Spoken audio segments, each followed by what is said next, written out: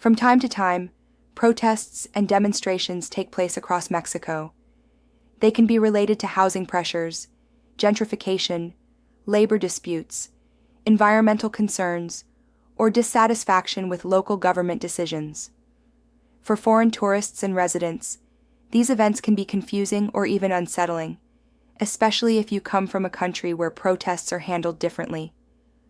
Understanding how protests work in Mexico and how Mexican law applies to non-citizens is essential for staying safe and avoiding serious legal consequences. One of the most important things foreigners need to understand is that political participation in Mexico is legally restricted to Mexican citizens.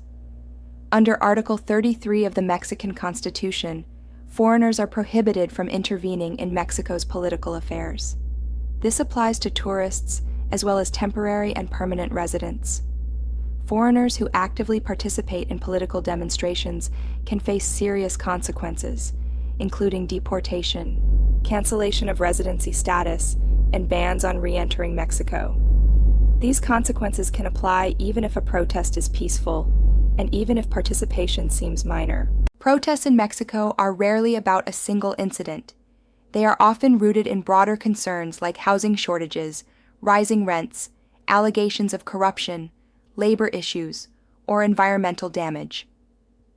Disruptions to traffic, businesses, or public services are not accidental. They are a deliberate way of applying pressure, so government officials are forced to respond.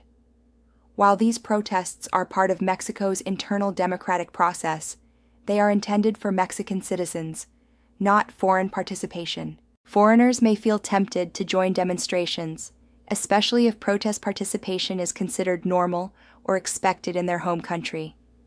In Mexico, that can be legally risky. The safest and most responsible role for foreigners is to observe, not participate. That means avoiding protest areas when possible, not joining demonstrations or counter-demonstrations, not chanting, marching, blocking roads, or helping organize or promote protest activity. Even appearing to exert political pressure can place your immigration status at risk. If protests are happening in your area, stay informed through local news, avoid protest zones, allow extra time for travel, follow instructions from authorities, and remain calm and non-confrontational. If you encounter a protest unexpectedly, it's usually best to leave the area quietly and promptly.